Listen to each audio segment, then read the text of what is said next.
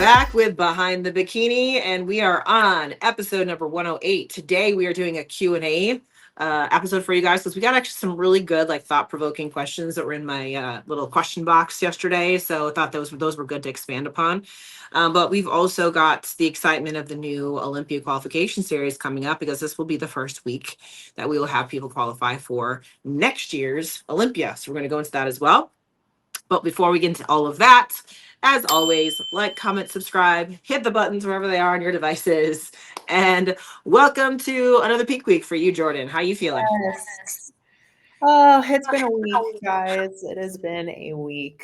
I feel okay. I had a photo shoot in LA on Saturday. Nikki and I flew out to LA for the day, which was really, really fun. But obviously being away from home for that long is really hard when you're, a week out.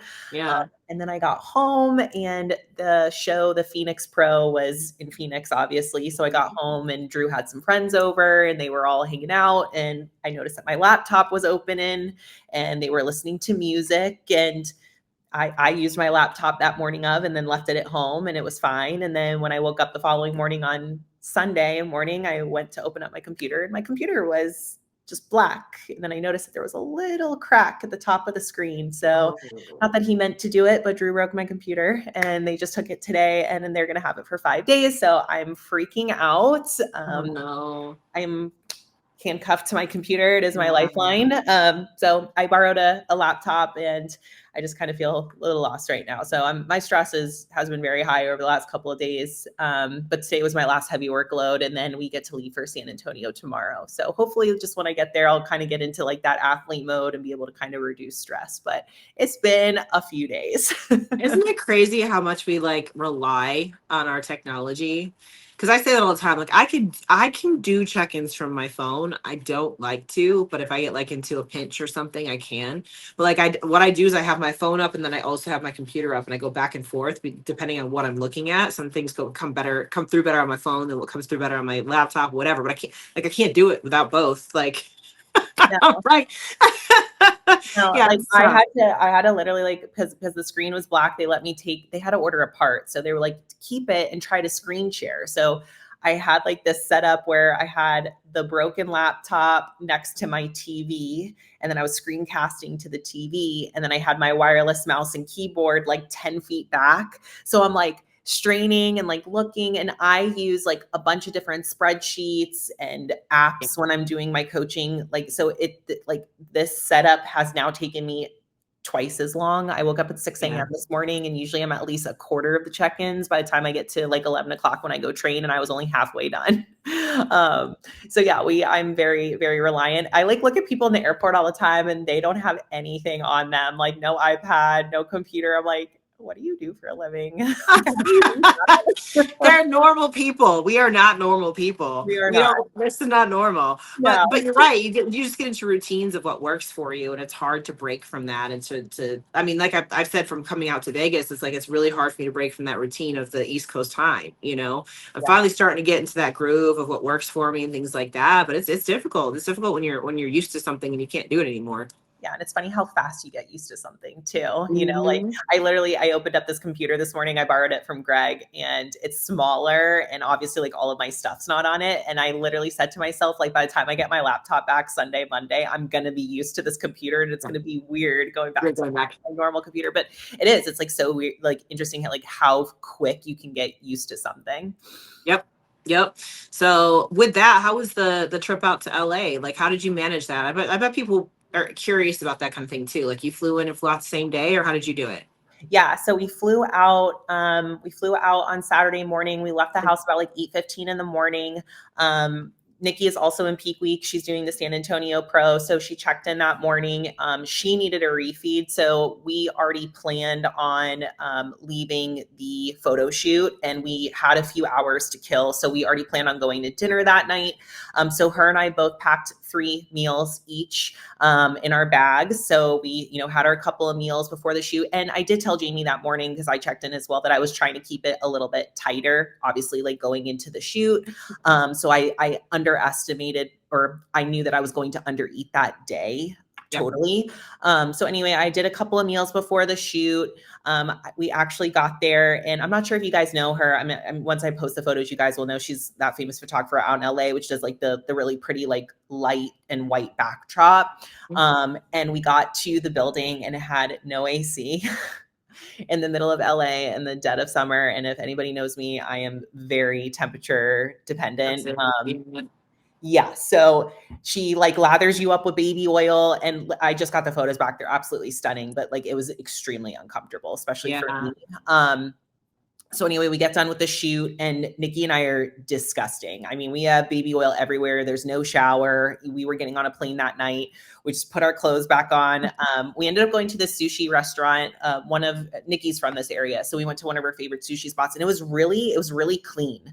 So like no like avocado, no fats. Like we just did like basically sashimi and hand rolls. So it was delicious. It was fantastic. But we got home, we landed at like 10:15 at night. And then the following day, like I was holding water, like a water buffalo, just from like the AC and travel and plane and obviously the extra sodium in the food and whatnot. So, just kind of got right back onto plan on Sunday, but that's kind of what my stress picked up because that's when my laptop broke and I was with Apple for a few hours and things like that. So that's how I dealt with it, and I obviously talked to Jamie about this. She was good with it. Obviously, the other factors other than food is what contributed to kind of how I woke up on Sunday morning, but we're getting tighter from that. But yeah, we just bring everything with us. I think that people just over romanticize or over complicate going on a trip. I tell my athletes that all the time where they're like, well, I was on a trip. So, and I'm like, no. I'm not the coach to come to you with, excuses of why you didn't pack your foods with you on your trip. It's very easy. It's just a choice. And I was prepared if Jamie told me that she didn't want me to eat that meal out. I had more meals on me just in case, but she was good with it in the end. So, just communication, and it's not what you do. It's like your choices at that meal, And so anyway, that's how we handled that. Well, and I think that that's a big thing. Like, I find that even I have clients that are in off season that are concerned about going on trips. Like Jennifer was just out here this weekend, right? We went out and had a lot of fun, everything. She's way in off season. So am I. So it's not a big deal, but just being able to manage what she did while she was here, that kind of thing, and she got home yesterday, checked in with me today, and she's actually down a pound from last week or whatever it was. So and she looked tighter than she did a couple of weeks ago. And it was because she made smart choices while she was here. It wasn't like she went and binged on buffets here in Vegas. You know what I mean? There's choices that you can make, right? And she made the right choices, and that's why she didn't go completely off. And there's ways to do that, and it's also kind of knowing yourself too, because you're really compliant. As an athlete, that you know what it's like to be a coach where your athletes are not compliant, things like that. So you're not going to screw yourself up if you're not like that as a person. Like you kind of got to know what your limits are and what you can handle and what you can't. Yeah. And it's been through trial and error. I mean, definitely I've been there before where I've taken a weekend trip and I didn't bring anything and made, bad choices every single meal. The way that I kind of think about that is, really pick and choose at those meal what's worth it and not. Like you don't have to have an alcoholic beverage at every single meal when you're out of town. You can pick and choose the ones that you really want to enjoy and, celebrate or, be with the person that you're with. It doesn't have to be every meal. I do think that people also get a little peer pressured, with the people that are around them, or they feel like they have to do something just because the rest of the group is doing that. And I understand that, but at the end of the day, you don't, you're your own person. And I think people, even if they make fun of you or say something internally, they will respect you a lot more if you hold your ground and say, no, this is important to me. This is why I do this, etc. And like, a lot of people can't say no. So they're actually they're going to envy you in a way, that you can say no and have that discipline, because a lot of people don't have it. No, that's true. That's very true. And it's their own insecurities coming out when they're trying to get you to capitulate to what they want, It's like, well, I'm not going to do that. So you need to not do that, like it's their own fault, not yours. Yeah. Like almost think about it as like a game. Like, oh, this person's testing me, like, am I going to get into it? And the person's going to be like, yes, I got her to have that shot. I got her to have that bite. Or are you going to say no? And they're going to be like, damn, she really is really serious about this. Like whatever they say out loud is not necessarily what they're actually thinking. That's right. And we've talked about this before too. Like you said, there's ways to manage this where you're not going and blowing it. Like whenever I go out to drinks or whatever, I always do vodka soda. That's always what I do because it's like the cleanest possible drink you can get. Meanwhile, everybody else is getting beer and wine and this cocktail and that cocktail. I'm like, well, you just consumed 500 calories in that one glass, whereas mine was 100. So there's ways to do it where you can still enjoy, be social, do all those kinds of things, and not completely blow your diet and everything out of the water.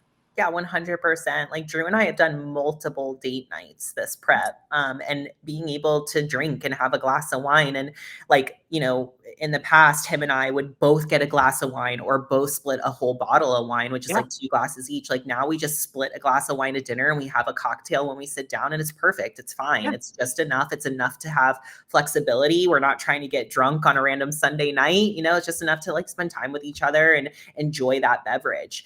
But again, like I've been there before. I've been there when I've, been like, fuck it, and done, the maximum that I could do, thinking that the food is going somewhere. And it's not, at the end of the day, the food is always going to be there.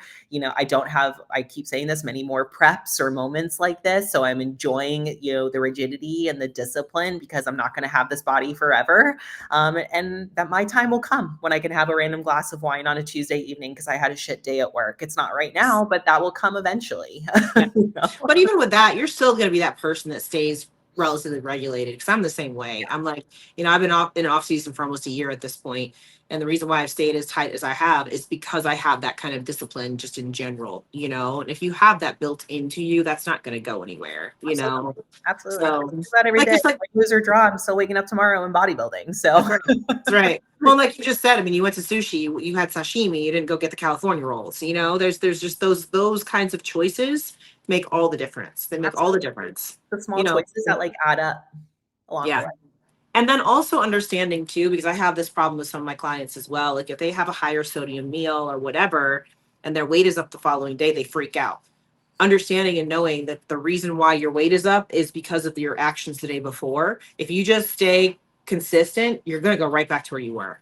Yeah. That's it. There's so many other things that affects the scale other than body fat, especially day to day. And I know that taking your weight every day is a little bit daunting to people because they see those fluctuations, but it also gives you that moment to understand your body and maybe why it's fluctuating. And then it allows you to have less anxiety when you step on the scale because you know why it's happening. For me, like after body work, my weight can go up. It could also drop a lot. It depends on the type of body work or a sodium meal. Poor sleep, bad stress, like all of these things affect the physique, hormones, obviously. So there's like a lot more things that affect the scale other than just fat. Yes. Well, like the same thing, like last week, check-in day, the day before my weight was down, the day of check-ins, my weight was up. And I was like, I didn't do anything different. What happened? Well, guess what? I got my period that day. Exactly. Like, well, there it is. Okay, got it. It makes it really, really easy to figure out where that's coming from. The same thing, like if I've trained glutes, I'm going to be up in weight the following day. I know that. You should be. Yeah, you should be, because you should be holding on to some inflammation. You know what I mean? So if you're not training hard enough. But again, going back to like, if you're monitoring that with your weight, you understand why it's doing that, where it's coming from. Yeah. It's very shocking to me still how many women are surprised when their weight goes up around their cycle. You have to think like the bloating, the inflammation, my boobs hurt, etc. Like all of that is inflammation, water, like things that are going to make you feel puffy. Like, of course the scale is going to go up. And as soon as your cycle drops off, so is that weight. But there's still so many women that are like, oh my gosh, I'm up 3 to 4 pounds. What my cycle's though any day now. Do you think that's what it is? Yes, of course that's what it is. Yeah. But, society has taught us to believe that it's just fat. Right. Increase on the scale is bad. Think about us in peak week, right? When we start feeding, what starts to happen to our weight? Well, when the food is sticking, you should eventually see the weight go up. But newer, amateurs or even some pros, they start to get freaked out by that. They're like, oh my God, the scale is going up. What's happening? No, that's a good thing. You're getting full. We want the scale to increase. So it's just like kind of that mental attack or whatever around the scale, understanding it's a tool at the end of the day and learning your body and what it's supposed to be doing around certain things is going to ease your anxiety around this. Now, I even had this conversation with I've had it several times with one of my clients a couple weeks ago. She's older, very lean, has always been very lean. So my goal is to fill her out. I'm like, we need to get you, like, I always use that analogy of the grape versus the raisin. I said, right now you're the raisin. We got to get you to be the grape and we got to fill you out. And I explained the whole science behind it and all that kind of stuff. I was like, I want your weight going up on the scale. That's what I want. I don't want you dropping weight. We already are too lean. So the last couple of weeks, she finally gave into it. And she's finally allowing that to happen. Oh my God, she looks like 10 years younger already. Like her glutes are filling out. I'm like, I wish we'd done this so much longer ago. Like you're looking so much better. Like people don't realize how much of a difference it makes. No, like I love my look at the night after my show, like, Yeah. or the morning after my show, like Sunday morning after a lot of food and sodium, especially on the shows where like I didn't really feed that much on show Yeah. day. I always love my look on Sunday. And the reason is because you have that intramuscular and cellular fullness to you, Yep. but again, post show, I'm probably going to be up a couple pounds from Right. the meal that I had before, but it translates so much better visually. Absolutely. Absolutely. And then, just simple things too. Like I've been fighting off a cold the last few days. So stuff like that can make your weight go up too. Because again, your body's fighting. You're inflamed. Your body's fighting against getting sick, even if you are sick. I'm not fully sick, but my body's fighting it, and I can feel that. So Yeah. yeah, you're gonna be up, or you're gonna be up, or you're gonna look puffy too. There's part of that too. Side note on that, I am really impressed with the amount of people that have reached out to me because obviously everybody's sick right now Yeah. still. A Yeah. lot of people are watching our cold and immune podcast and reaching out saying how much they enjoyed that. And they're taking Yes. rest days from the gym and staying home when they're sick. So kudos to you guys. Congratulations. Good job. Round of applause for all of you. Yes, thank you for staying home when you're sick. I absolutely appreciate that. So Yes. I just love the podcast and like getting messages like that because it just shows like the reach of education and again how many people didn't realize that they should stay home when they're sick even if they're in prep. Like again, that's crazy to me, but it's education that we need to be putting out there. So I appreciate Yes. you guys reaching out and giving us that vote of confidence that you're watching, you're listening, you're Yeah. learning. Everybody's sick right now, so like I said, do your immunity vitamins and wash your hands. That's right. Well, it's funny because there was one of the comments that was on that podcast was a quote from The Devil Wears Prada. It was I'm just one stomach flew away from my goal weight. I don't know if you've ever watched that movie or not, but that's It is literally a quote from that years. movie. And Yeah. they're putting out the second one, right? I think they're filming it right now. Yeah, they are. They Yeah. are. Yeah, Oh, yeah, that yeah. was a great So movie. I was laughing. I was like, as funny as that is, I'm like, that was such a toxic mentality that we grew up with. You know what I mean? But that was literally what people said all the time. It's like I just got. It's just the girl when she was going to Fashion Week in Paris or whatever it was, and she's like, I'm just one stomach flew away from my goal weight. Terrible You and know. crazy, but that's why we're where we're at as a society, and I think it's changing. I do think that strong is the new skinny and like Yes. those types of movements. I think it's better for sure than it has been. Obviously you and I and everybody watching this is very involved in the bodybuilding space, and that has its own challenges with body dysmorphia. There's consult calls that we take with moms all the time, and they're like, I don't know how I feel about my kids, watching me eat chicken and rice, all day long and weighing my food and things like that. And it's kind of how you approach it, right? Like what you tell them. I've talked about this before on the podcast of how I saw a reel once of a competitor who was a mom, and she, the daughter was asking her why she was weighing her food. And she said that she wanted to eat enough to ensure that she was strong.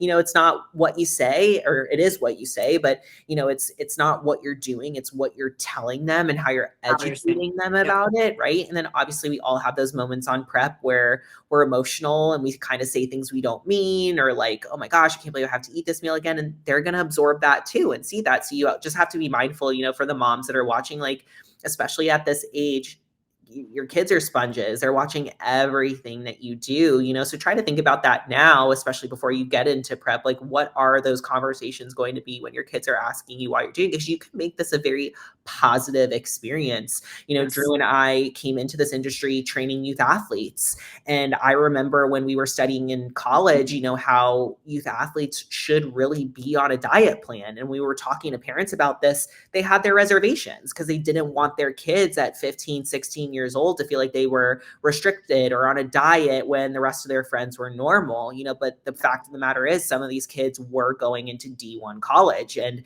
now was the time to set that precedence. And then the more that we kind of got into the bodybuilding world, this was becoming more of, a normal. But again, that's, it's crazy. It's like, no, you don't want to be on a diet at that age because that's going to teach them, wrong. When I actually think it's the opposite nowadays. I think it's how you do it, but it should be teaching them really good tools so that when they do become an adult, they can stay healthy and they know what protein is and how much they should be eating and, good carbs and things like that. It's just education at the end of the day. Well, because if you don't do that, then they are going to get it somewhere else, just like anything else. Like they're going to learn it from somewhere. And you want to be able to give them the right information. Currently the food pyramid has what, Lucky Charms on it or something. That was a big deal. And like, so they're going to get it from that, or they're going to get it from their friends, or they're going to get it from TV or whatever. So you want to be able to control what it is that they're actually learning. That always came to the sex education and stuff like that too in school. Like back when I was in school, you had to have your parents sign off on a thing for, sex education courses and stuff like that. My parents wouldn't sign it. I was that girl that had to go watch a movie because my parents wanted to be in charge of what I learned about sex education. Yeah, that was me.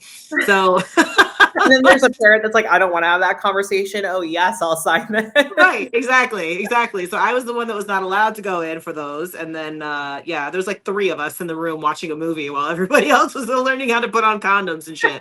So that was me. That's funny.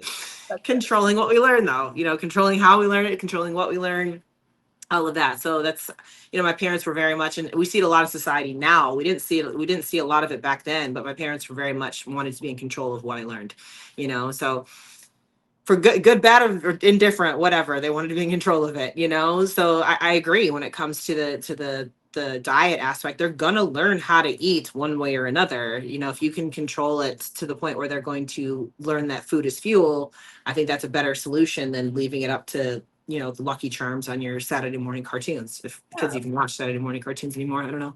Of course. And obviously let kids be kids. Like I think there's Yeah. extremes to this too. Like I know parents that, their kids never have had a sip of Coke or sugar.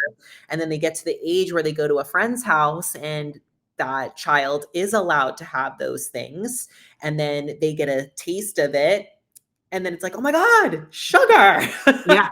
Oh yeah. That absolutely happened to me. We never had Coke in the house. We never had any of that stuff in the house. And then I would go to my friends' houses. I was like, oh my God. And then I grew up the opposite with my dad when I was living with him, is like we had everything and everybody wanted to come to my house because my dad had all the snacks and soda. And growing up, I didn't care about any of that. I was like, you guys want to come to my house? Why? I live in a 2-story townhome. Like there's nothing cool here. They were like, wait, you have all the snacks at your house? All the snacks. But growing up, I didn't even care about those things, but they were sitting right in my pantry. So I didn't feel like I didn't have access to them, so it really is such a mind fuck around food. It really is. What you have access to and what's allowed and not allowed and taboo. And it's crazy. This is why I give all of you parents such credit, because I know everybody's just doing their best, and you think you're making the right move and it ends up not being, or somebody's judging you, and we're all just doing the best out here. That's for sure. Yeah. I mean, I can remember, so I grew up on a farm. It was a mini farm. We weren't we didn't have commercial stuff or anything like that, but everything that we had basically came out of the ground, and I remember my one friend, her family, to be fair, was very obese, right? So, but whenever I went to her house, they had everything. They had all the candy, all the cookies, all the Pop-Tarts, all the everything, pizza, Coke, everything, all of it. So I would go there and that's all we would do is fucking eat shit, because I'm I didn't get any of this at home. And yeah, so it's it was really, that's probably where if I look back on it, that's probably where my whole restricted dieting thing started happening. You know what I mean? Whereas in overall, it was a good thing that I grew up the way that I did, because I grew up very, very healthy. You know what I mean?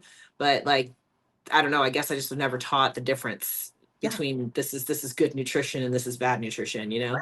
And here your parents are thinking they're doing the right thing for you, and they were, but that did give you that you lost that growing up, that other side of it. But it is good for you now. You grew up on Whole Foods, and that's your lifestyle now. Yeah.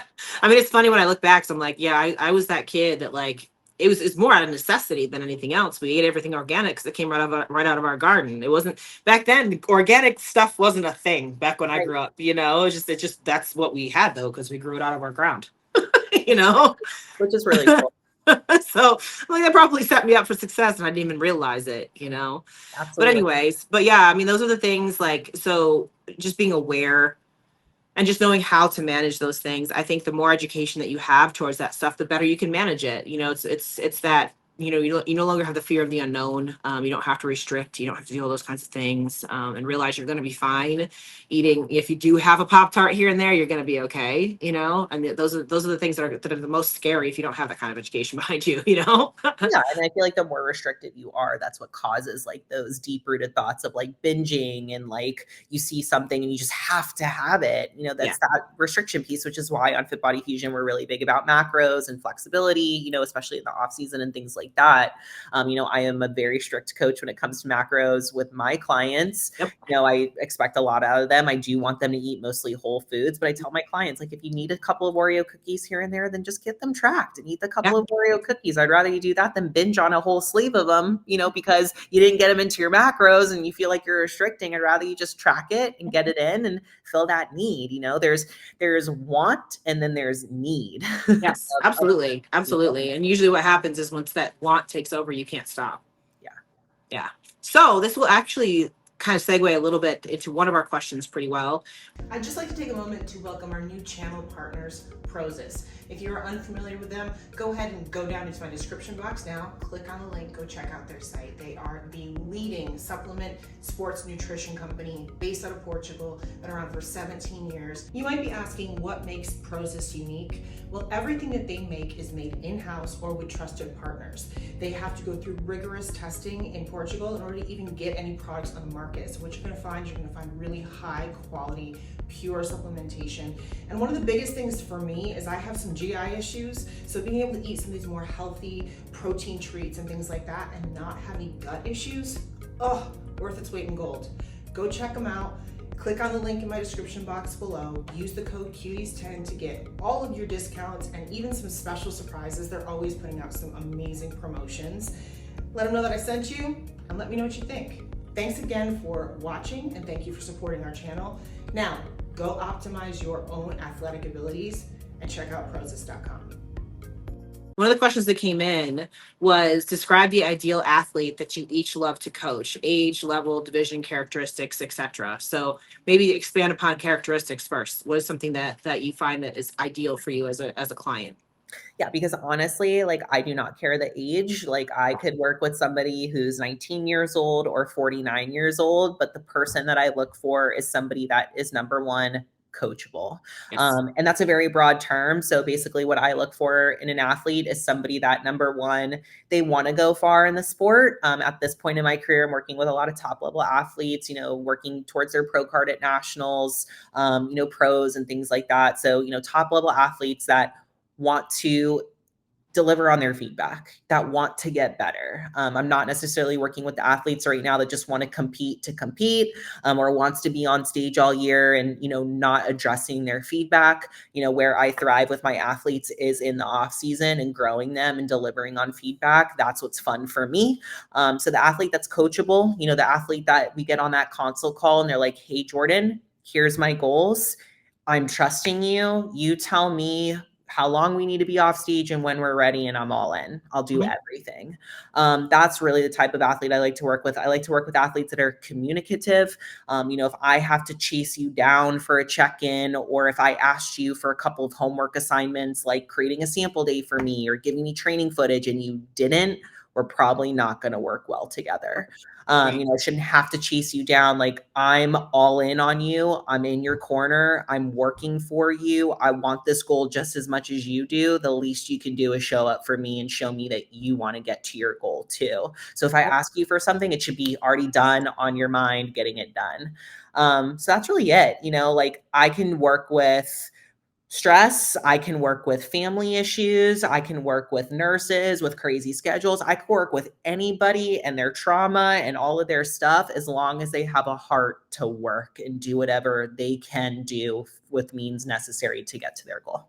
Yeah, I would agree with all of that. I would also say, though, that for me, and this is something that I've kind of realized over the last year of coaching, so I haven't been doing it for very long. I actually like working with women that are a little bit older, and what I mean by that is at least 30 and above. At that point, I feel like women are pretty solid in who they are and in what they want. Anything younger than that, and sometimes they surprise me. Sometimes they surprise me when they're younger, but typically the older women tend to know what they want, which again is going to make them a little bit more coachable. And I do like to, I guess, unravel trauma, if that makes sense. So I do like almost the problem children, if that makes sense too. Like I like the ones that I have to fight with a little bit. I want them to be coachable. No, don't get me wrong. I want them to be coachable, but I want them to ask questions. I want them to ask me why I'm having them do something because, again, when you're getting into the older women, we tend to have past trauma from what we were just talking about with restrictive dieting and poor training habits and things like that. So I want them to be asking me questions, with the caveat of once they ask me that question and I explain it, that they actually do what I tell them to do at that point, because I want them to understand the why behind the what. I want them to not just take the programming and do it. I want them to take the programming, ask me why I have them doing that programming, and do it, if that makes sense. Totally. Because I find a lot of satisfaction in helping people get past bad habits. Right. I like seeing that. I like that. That for me is a big deal. I have a lot of women that are in their 50s and 60s and things like that I really enjoy being able to see them come into their own. And I like women. I actually like, believe it or not, working with lifestyle clients better than competitors most of the time too. A lot of times with those lifestyle clients that are my favorites are the ones that want to train like an athlete, that want to be an athlete, even if they're not getting on stage, they want to train like it. And what I found also is those clients tend to be the ones that are like, I think I want to compete now. And by that time, they've already got the habits built up. And by that time, we're like, yeah, we can absolutely do this. We can put you on stage 100% because you're already doing all the things that an athlete would need to do. So that tends to be my wheelhouse. Is there any particular divisions you do or don't coach? I only coach bikini at this point and a few fit models. But like my specialty is definitely bikini. It's what I study. It's what I look at constantly. It's what I'm talking to the judges about. That is my wheelhouse. I don't necessarily want to coach anything above that at this point in my career. I love wellness. I know we're going to talk about this. I love wellness. I love the look of it. I'm not comfortable coaching it at this point with, the amount of PEDs that are involved. It's just not something that's for me at this point in time. So bikini 100%, and I'll dabble a little bit into fit model. I have a few on my schedule, a couple of, clients that were, in bikini and that are, doing fit model right now. I like the way fit model's trending for sure. I was questionable about that at first. I was very open about that on the podcast. So I like the way it's going right now. I feel like we're getting a better grasp on it. So we'll probably see a little bit of me going into fit model too. Yep.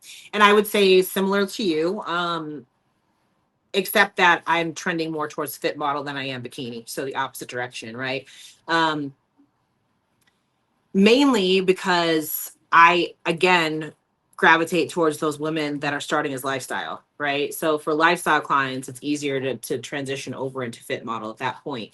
And yeah, going into the PED side of it, I mean, one of the questions that came in here was, can you touch on more wellness? And they're talking about more wellness stuff. I don't feel comfortable coaching wellness either. Again, I think it's a great look if you want to go for it. Absolutely. For me, that's too much for me to coach, right? I don't want to do it. Period. I just don't want to do it. That's the bottom line. It's like, just like you said, because of the PED usage and things like that. I think it comes to a certain point where you have to draw your own lines in the sand. And for me, that's a line that I draw. Yeah, for sure. It's There's definitely really great wellness coaches out there, and that's their wheelhouse and their specialty. And this is not to say that every single wellness athlete is on, a slew of PEDs. I mean, I know a few on Drew's schedule, and they're on as minimal as possible. And he even has a natural pro on his roster who's doing fairly well this season. So it's not that it's for everybody, but it's just definitely not in my wheelhouse or something that I'm comfortable with.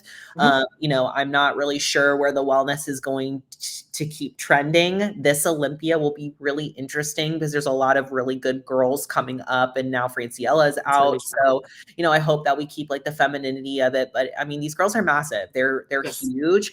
They I are. also think that for, to Sean's point, newer amateurs coming into the sport that want to be a pro or even want to qualify for the Olympia one day, it's going to take a lot of time, especially as an American athlete. It takes a lot of time off stage. It takes a lot of growth. It takes a good amount of body fat to get to that point of musculature. And it's just a very specific athlete with a very specific mentality that is going to be able to sit in their crate and stay off stage to get to their size without, I want to be on stage, or this is too much body fat, or, I want to be natural, all of those things that are going to significantly slow the progress down. So it's kind of more headache than anything, Well, and also like to that point as well, like when I'm looking at an athlete and they're saying that they want to compete, I look at their genetic potential and where they could go with that. And there's very few, as you just said, in the US where wellness is their genetic potential. It just is what it is. It's not a typical body type here in the States. Outside of the States, yeah, 100%. Like, these Brazilian bodies and stuff like that are ridiculous, but that's not who I coach. So when I look at a girl starting from point A, wants to get to point D, there, unless you're really trying hard, wellness is not point D. It's just not for the majority of people at this point. Now, when wellness first started, yeah, I could have said that. Not anymore. No. Not anymore. And that goes back to who's your potential best client, right? My potential best clients are the ones that are going into fit model or bikini, and that's about as far as we can go because genetically, that's what most people are built like. Yeah. Yeah. And when the wellness division just came out, I was very new to competing, and everybody knows I have massive quads. I brought them down a lot. But I was very quad dominant, which most women are in this sport. Not a lot of women come into the sport with glutes. They mostly come into it with quads due to activities of daily living. So, we were on this cusp of like, should I do wellness? Should I not? And truly in my heart, even back then when it first started, which wellness was much smaller then, and everybody from overseas hadn't even been over here yet. It was still not a look that I cared for. And I was watching the athletes that were overseas, and I was like, if this is what it's trending to, I don't want to be carrying that amount of muscle or body fat in my off season. So no, I want to be able to downsize and shape myself into bikini. Thankfully I did, obviously worked out. I'm definitely bikini now, but I could have trained super hard and probably now at this point been competitive in wellness. Yeah. So that's 5 years of being off stage and growing. That's a lot of time. And we talk about on this podcast all the time, we're in this Amazon era of we want things and we want them now. There's just not a lot of athletes that are going to be able to put in that time and discipline to be off stage to get that size in their lower half. Now, there's going to be genetic freaks out there. There's going to be girls that have both quads, glutes, etc. You're made for wellness then. Right. Absolutely. This is not you, the genetically gifted. These are for the people that just truly, they kind of have a little bit of quad, they kind of have a little bit of glute, they love that look, they want to grow into wellness. Just not something that I'm willing to coach at this point in time. Well, this is a perfect example too of how much the division has changed. Like back when it first started, this was back when Jasmine Gonzalez was doing relatively well at the pro league, but not getting wins. She was getting the top 5, but wasn't getting up and over that. It's because her quads were overpowering her glutes, that kind of thing. And they literally told her she's the prototype for wellness for next year when it comes into pro league. Look at her now. Now she's the top 3 Olympian in bikini. So it also shows you just how much the division has changed in just a few years. Crazy. Yeah. Crazy. Yeah. And I think you have to have like that eye, especially like fit model, you know what I mean? Yes. Like we didn't have any athletes to compare it to, like the ones that we were comparing to overseas, but just trying to like really envision where the trend is going to go. I think that we can all assume that each division is going to look a little bit bigger than what they expected it to be. So just, having that on the horizon when you're trying to decide what category you want to be in. I mean, at this point, if an athlete, a newer athlete, a younger athlete is coming to me and they're like, I don't know if I'm fit model or bikini. Honestly, you're gonna train like bikini anyways That's for right. fit model. So let's just train and see what your body Your body gets does. to. And Yep. then when we decide to compete, we could do one show in fit model, we could do one show in bikini and let the judges tell us what to do. Right. Or if we get to that point, we're like, oh my God, you're for sure fit model or you're for sure bikini, then we have our answer. So like Yep. newer athletes, you just got to get started. You just got to get started with training and you're going to train the same way with fit model and bikini, which is nice. And then you kind of just let your body decide, what it wants to be, or maybe what category you really want to be in. Maybe you get to that point where you've been doing this 6 months to a year, you're kind of growing and you're like, I really want to be bikini. Great. Then stay off stage a little bit longer and keep growing into bikini if you're, having a really successful off season. We don't have to have a decision right now at this point in time with newer athletes who are going back and forth, whether they're fit model or bikini. Just train, see what your body decides to do, then take it from there. That's right. And this actually leads into another question too. This is how do you know if an athlete has potential to go pro or not? So this was another question that came here. So how can you tell if somebody has the potential to go pro? I mean, I'm very firm, especially like with my whole crate mode, anthem, that anybody can turn pro. 100%. Literally anyone can turn Anyone. pro. Now, are some people going to turn pro easier than others due to genetics or willingness to be on PEDs or just simply their mindset, their mentality, and how they train? Of course. I definitely think there's a difference between every athlete when it comes to their mentality and Yep. what they're willing to do to get to the goal.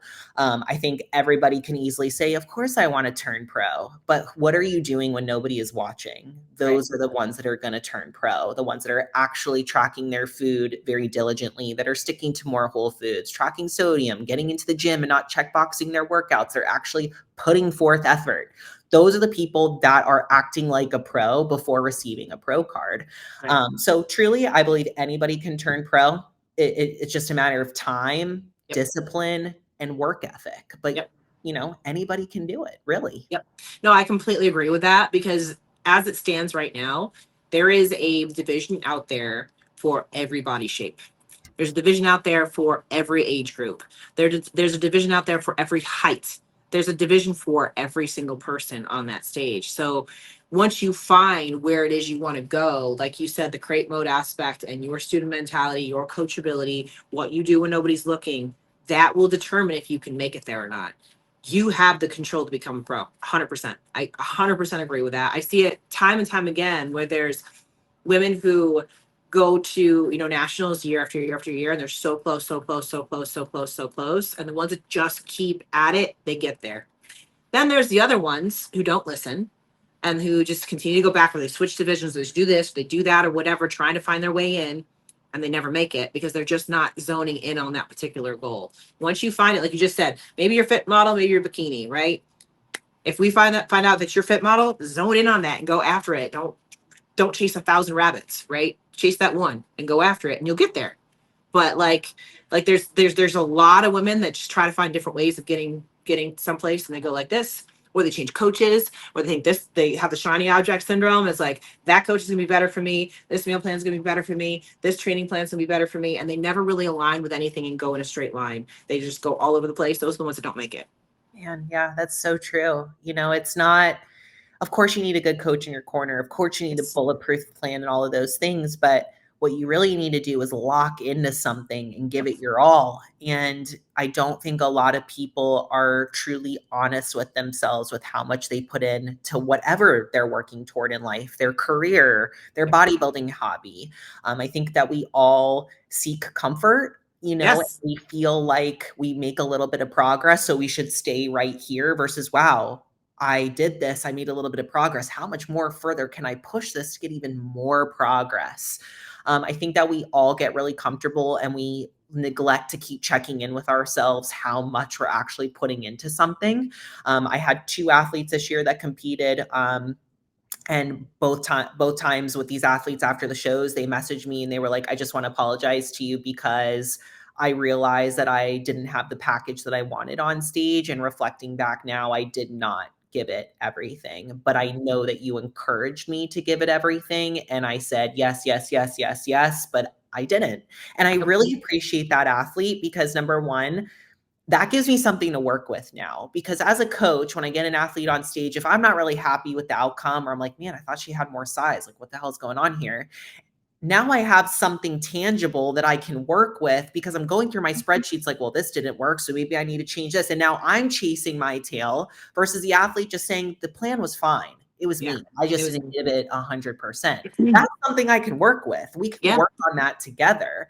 But now if the athlete doesn't say that to me and they're like, well, it's your plan and you didn't do this. And now I'm just chasing my tail going, man, well, this really works for other athletes, but maybe not for her. So maybe I need, and it's never going to work then at that point. I could give you what I think the perfect plan is, but if you're not putting in the effort or the discipline, then we're both wasting our freaking time, 100%. right? So I think it's okay too as an athlete to kind of check in with yourself and then also communicate that to your coach. I could promise you a coach is not going to shame you for that. They're going to be like, wow, that's awesome. Thank you so much for, being that communicative and that vulnerability. Because I know that's tough. I've had to have those conversations with Jamie. I just had to have a conversation. Her and I got into it 2 days ago and it was my fault. I had to call her and I had to own up and I was like, I missed that. I'm sorry. Like that was all on me.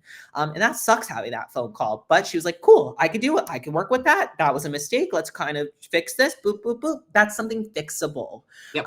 And I think that too often it's like, oh, I didn't get the response that I wanted. I'm just going to switch coaches, or your plan's not working, or, versus just first take accountability of yourself. And I'm horrible at this. I am very defensive when it comes to, I feel like I have so many eyes on me at all times that sometimes when somebody says something, like, I am doing that, I promise. And right. I get like that too. I could probably do that a little bit better. Yeah.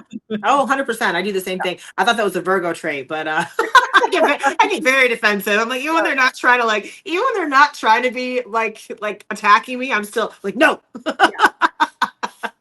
Yeah, it's definitely a character flaw of mine. I'm working on it. I've been working on it, but it's like I feel like attack mode always. I'm like, wait a minute, time out. Let me think about it. Okay, I can be better at that. You're right, but I'm trying to take that breath first so I don't have to say sorry later. Well, it's hard for you too, because frankly, I mean, your coach is also your boss and your trainer is also your husband. It's like, that's hard. That's hard to manage. That's really hard to manage, like work and personal relationships all intertwined in one, and being a top competitor too, all at the same time. And Jamie and I pride ourselves on, we've always had a very open and honest relationship. I mean, one of the first weeks I started coaching with Jamie, there was a rumor that was going around, and I picked up the phone and I called her and I shared the rumor with her. And I said, this is very concerning to me. I just hired you. Is this true or not? She was like, I really appreciate you calling me, because a lot of athletes wouldn't. Yeah. And she has always respected me from that point, because anytime that I've had an issue with her, I pick up the phone and I call her. Yep. And so it's difficult because we're so open and honest with each other. I know her so well now. She wears her emotions on her sleeve. So do I. So if she's not happy with something, or Drew's not happy with something, I get the brunt of that. And I know, but it's very difficult to manage for sure. Yep.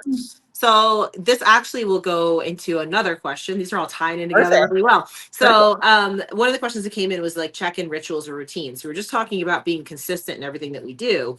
I actually just had a posing session right before this with one of my clients, and she checked in today too. And one of the check-in questions is, give me a victory for this week. And she's like, I hate this question. I never know how to respond to it.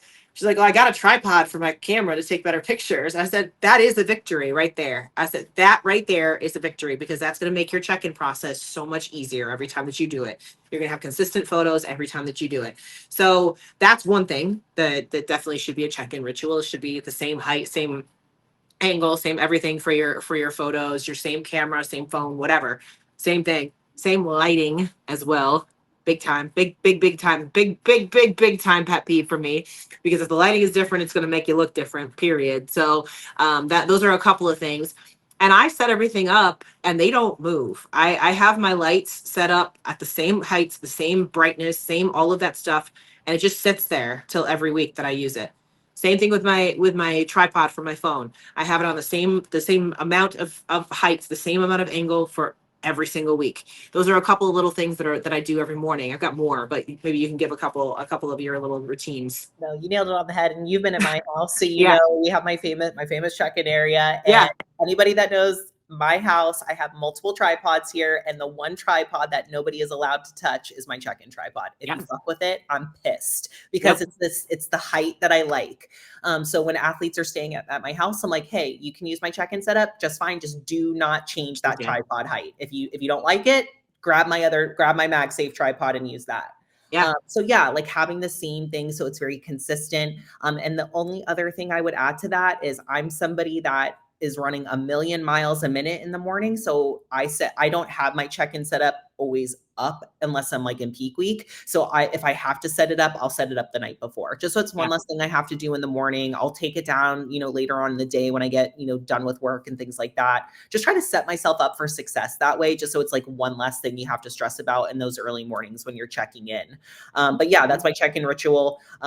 Try to keep everything the same, especially the lighting. I know a lot of athletes have trouble with this, trying to figure out the best lighting and, daylight or ring light or, something like that. And honestly, everybody is different. I have a different check-in setup with every single one of my athletes due to the room that they're taking their photos in. So sometimes I get photos and I'm like, if you were a coach, what would you see here? Like, did you even look at these photos? Like like the light's too bright. I can't see any detail, or it's way too dark. What am I supposed to see? So like put yourself in the position of your coach when you're taking those first few check-in photos of like, can they even see anything here? And if not, it's okay. That's when you need to have a conversation with your coach of like, I know these are not good. So like, what do you want me to do? Yep. So my check-ins in the morning are a little bit more extensive. I do a lot before my check-in. So I'll get up in the morning. First thing I do is go to the bathroom. That's the first thing I do. Then I put on music. I get myself in the groove. So something that's going to get me, whatever it might be to get me moving that morning. So I got music playing. I do my makeup. I do my hair down. If you ever see, I always post my photos in my stories. If you ever notice, my hair is always down. I do that on purpose because that's how I'm going to wear my hair when I go on stage. I always wear the same suit. So when Jamie told me she wanted me to switch over to my fit model suit, but I did it anyway. So I switched over to my fit model suit. So now it's the exact same suit every single time that I check in. I do all of my pictures in the exact same order. I do my front pose on both sides, then I do my side transition, then I do my back pose, then I run through my routine at least twice. Maybe more than that, depending on how the angle shows up or whatever, as far as how I hit my front pose or whatever it might be. So I always do my routine at least twice, maybe 3 or 4 times. I pick the best of all of those, and I put all that together in my check-ins. While I'm putting all that together, so when I sit down, I have my coffee, I write out all my check-in responses and things like that, and then that's when I send it off.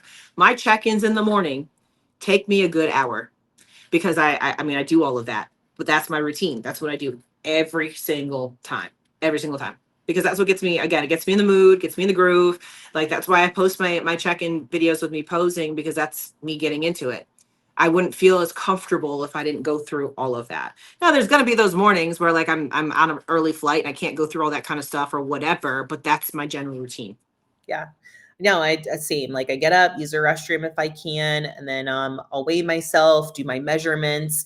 I do keep my hair down, but I don't do my hair and makeup. Like I'm just like, cool. Sometimes I have to like. I didn't do my makeup this morning because I had sculpture done yesterday. So we talked about this last podcast. So anytime that you do sculpture, you have to massage your face in those areas 5 times a day for 5 minutes at each time for like 2 months, basically. So I was like, I'm not gonna put makeup on because I gotta massage my face when I'm done with this. So I didn't actually put makeup on this morning. I put on my lips and I put on my mascara and my eyebrows, but I didn't put foundation on this morning. Still look that up. Yeah. I was like, it's fine, it's whatever. But I sent them out to Jamie. I was like, I might look a little tired because I didn't put my makeup on this morning. And then look, I have my glam on. Yeah, but really, like that's how I feel most confident. So that's why I do it that way. So like I do, so that way when I get into my routine, I get into my my posing routine, I feel good about it, and I'm moving with music. I'm doing those things. People always mention stuff like that. I don't look like I'm half dead when I'm doing all that stuff because I'm not. I'm in the groove. So the only thing that I do before check-in sometimes is the yoga wheel, especially if I wake up and I'm super Okay. stiff, like Yep. super out of bed, like just try to warm up my back. So funny. Last week, I do the same thing. I do my front back front 2 to 3 times, and I look at the video every time to make sure that I like it, that nothing's hanging out. Well, Yeah. sometimes, and then after I do it 3 times, I do my walk to the back in my individual routine. So, but I submit my check-in photos, and usually what I do is in the morning when I'm so tired is like I'll just put the photos together, I'll send everything to Jamie, and then at that night when I'm done with work and have a clear brain, that's when I really sit down and like look at the video and look at my Yeah. posing and assess my conditioning and like spend 30 minutes like really looking at myself. So I did this process sometime last week. I'm going through my photos and video and I'm like, oh my God, my nipple is out. My nipple was all out, like out, totally out. So I text Jamie, it's like 8:30 at night. I said, bro, you didn't even tell me that my nipple was out. She's like, wait a minute, hold on. I'm like, I didn't even notice. Oh, that's so funny. She goes back in a trainer. She's like, oh yeah, you had a full nip slut, totally out. That's too funny.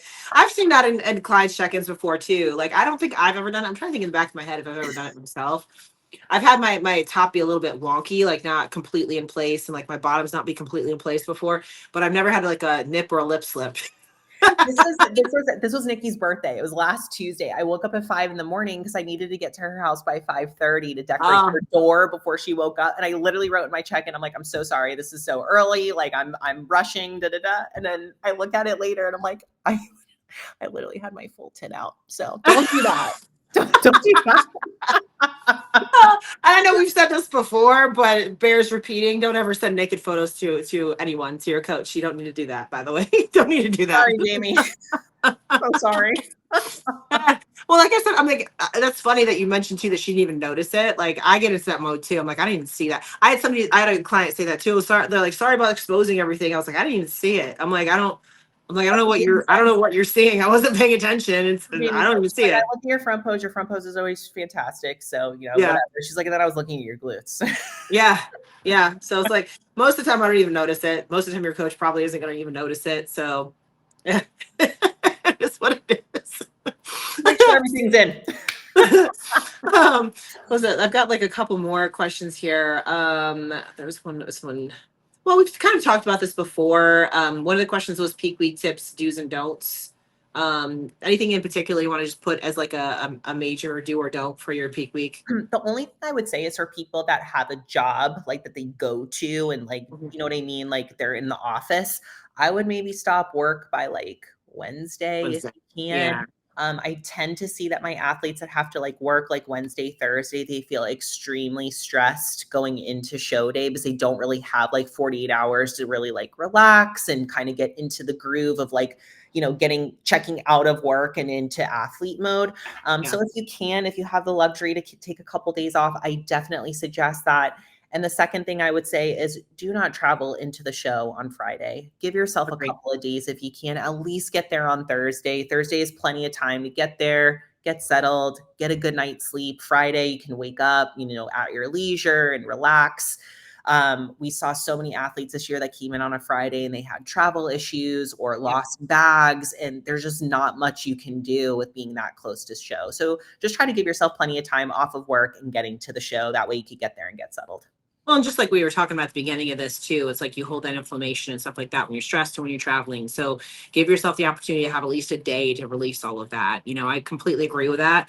And then also I would say, just to piggyback on that too, even if it's a local show, if you live like more than 20 minutes away from the venue, go to the host hotel, get a room for the night. You don't have to stay there on Saturday, get checked out the day like after prejudging or whatever. But you'll just be a lot more relaxed being on site versus trying to fight through traffic or whatever. I did that for a lot of local shows when I was first an amateur. I would just drive to one of the shows in Virginia. I was only 30 minutes away, but with traffic it was 45. And like in between prejudging and finals, you've got nowhere to go. So it's like, you just got to sit there and like if you have to fix anything, you can't fix anything. So you don't have a room to go to, all those kinds of things. So yeah, I would say just get a hotel room. And like, if you can afford it, do it for both nights. If you can't, at least get it for Friday night, that kind of thing. And then beyond that, just don't overthink things. Just do whatever your coach tells you to do. Don't do more, don't do less. Yeah. And if your coach ghosts you on show day, red flag. Right. I had that happen my pro debut. That was fun. That was fantastic. Yeah. I keep hearing it still in consults, and I'm just like, how do these coaches like go to bed on Saturday night and they're like, yeah, I had an athlete on stage today and I didn't even call him. Yeah. No, I don't. I mean, that literally happened my pro debut, like going into the show. I didn't hear, like, I literally sat there, I was looking at my phone, like, is he even gonna call me? Like, is he gonna text me? Is he gonna send me an email? Is he gonna do anything? Nothing. Not a fucking thing. That's Like, a red okay, flag, people. big Red. time. Yep. Yep. So yeah, I keep it simple. Basically, keep it simple. The simpler you can make that peak week, the better. Absolutely. And we talk about this too on the podcast. Like peak week is not just like some magical process that's happening for people that are conditioned. You know, you're feeding into the show. You may already have been eating into the show. I know a Yeah. majority of my athletes this year have been ready early and they're just Yep. kind of cruising in peak week. So peak week should not be stressful. You should not be pulling Hail Marys. If you're doing any of that, you're probably not ready for the show. You know, so just don't think that like something crazy is going to happen on peak week. You know, the best thing you can do on peak week is keep things very consistent and keep your stress down. Stress Absolutely. and peak week is the number one thing that's going Yep. to blow your physique. So Yep. keep cortisol nice and low, keep everything very simple, get to the hotel, Yep. get good sleep. Those are the best things you could do, you know, a couple nights before the show. It's all Yeah. about you that weekend too. I just was talking to Nikki about this because her dad and some family are coming to San Antonio and they're like, well, what are we going to do in between prejudging finals? And when can we go out to eat? And blah, blah, blah. And it's like, love that your family's going. That's fantastic, but it's not about them. It's about you. Right. What you need, communicate that ahead of time, like a couple days before the show. Be telling anybody that's coming, like, I don't know when I'm going to be on stage. I can see you after when finals are over. I don't know what time that's going to be. You know, just try to be very communicative that the way people aren't kind of like bombarding you on the day of the show, because I understand that can be very overwhelming. Yes. And also on that same note, don't allow stupid stuff to blow you out of your zone too. I see this happen a lot with competitors where they allow things to stress them out that don't need to stress them out. You know, you roll with the punches. Roll with the punches. Shit's gonna go wrong peak week. I promise you, it will. There's never gonna be a perfect peak week. There's never gonna be a perfect show. There's never gonna be a perfect travel day. You know, those kinds of things. It's fixable. Everything is fixable. So instead of getting the freak out mode hat on, get the fix it mode hat on and say, what can I do to make this better? Great example. I did the Hawaii show years back. We flew from DC to, our layover was in Detroit, I think. I can't remember, somewhere up north. And there were wind delays. So our flight from there to LA got delayed so that when we got into LA, we missed our connecting flight to Hawaii by 15 minutes. And that was the last flight of the day. So we had to stay in LA overnight before we could go to Hawaii the next morning. I didn't have enough food. My food was being delivered to me in Hawaii. I didn't have enough food. So we had to get that. Like this happened to a lot of flights. So all of the hotel rooms were booked. We found one hotel room for like $400 and it was like a Fairfield Inn or some shit.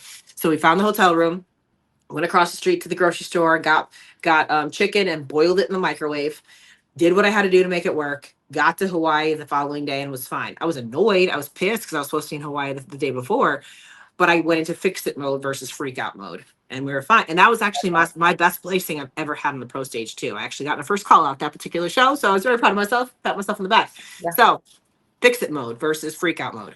Yeah, I love that. Drew always says that. Come to me with solutions, not problems. Yes, we all absolutely. have problems. What's some tangible solutions that we can try? I think a lot of athletes as well get like worried about like their makeup. A lot of athletes hate their makeup and they're like, ah, it's like, what are you gonna do? Like, what are you gonna do now? Once you get in the lights, it's gonna be fine.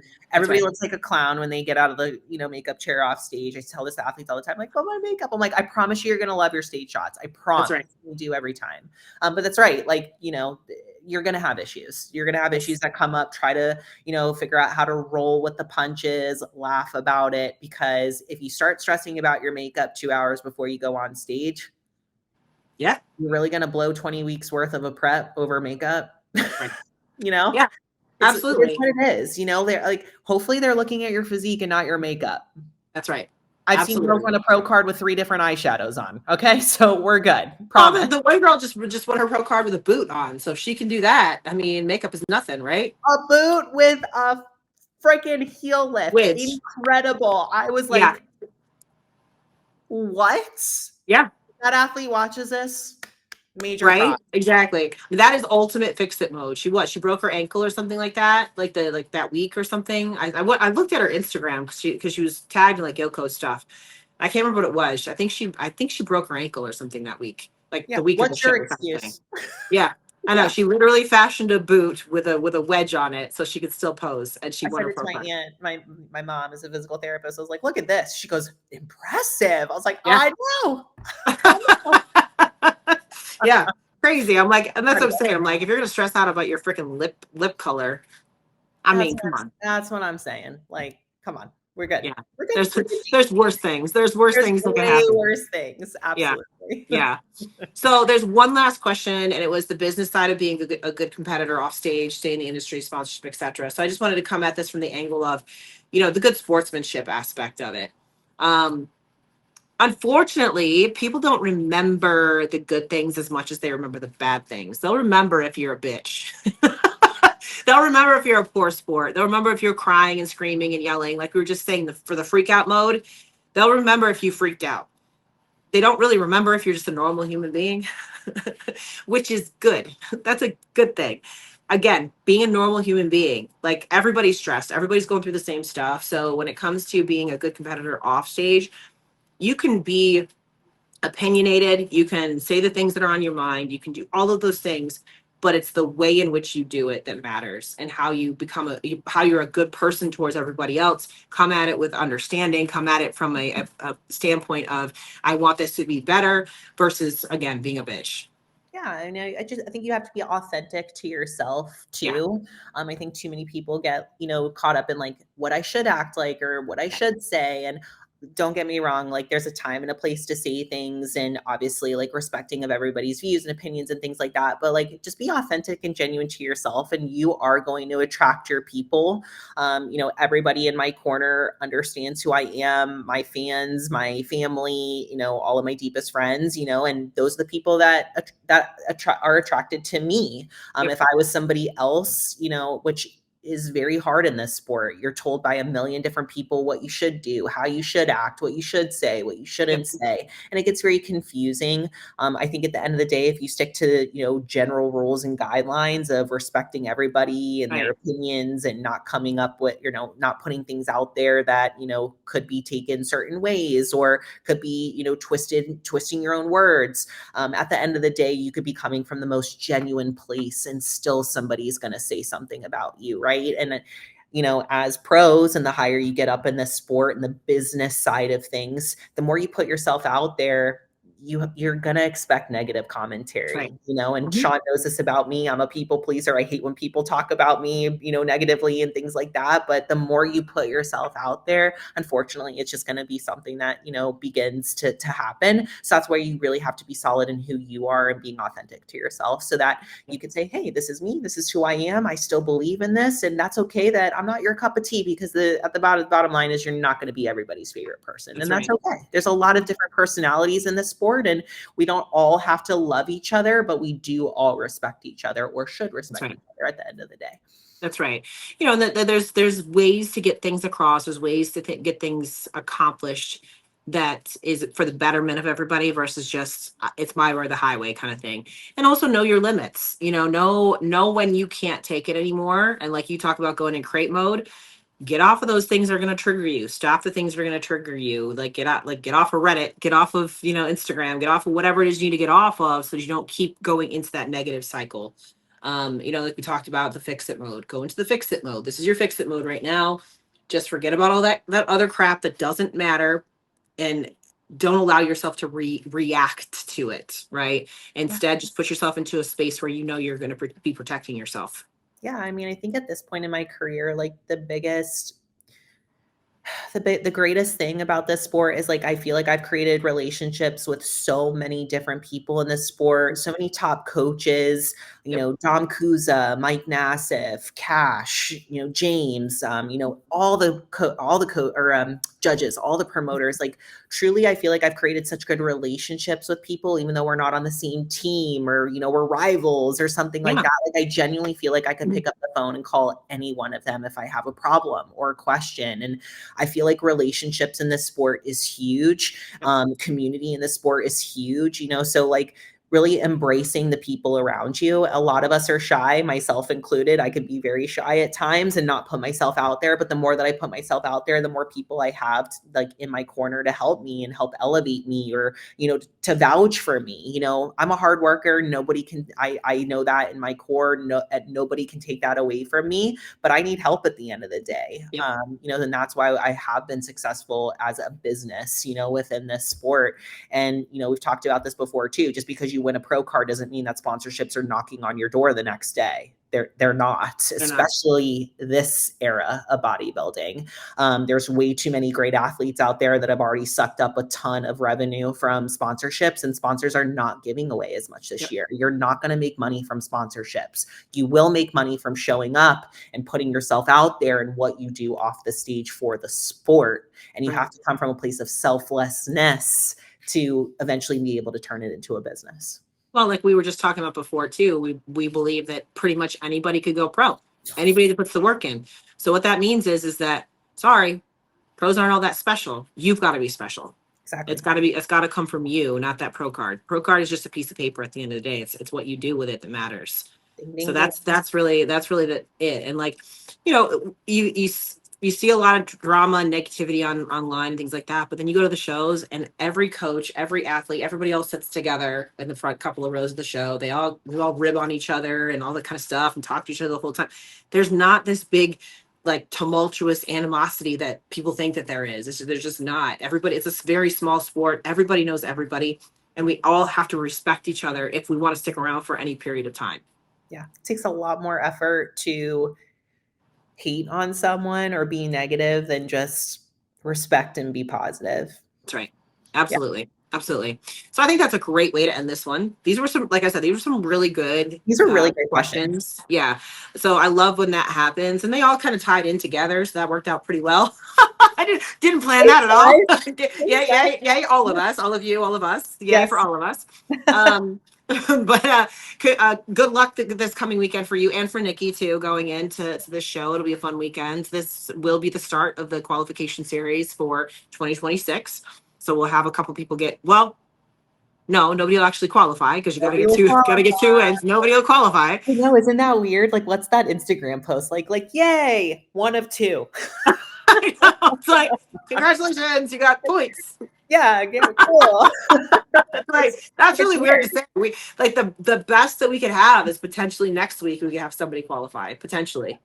Correct. So yeah, it's gonna be interesting. Going forward. Time to rack up some points. What's that? Say again. Time to rack up some points. Right? Yeah, it's gonna be fun. It's gonna be fun. That part's gonna be fun. I don't know if you saw the post that behind the bikini, or not behind the bikini, beyond the stage or whatever it is that one Instagram account did, where they actually played it out if the qualification series happened in 2025.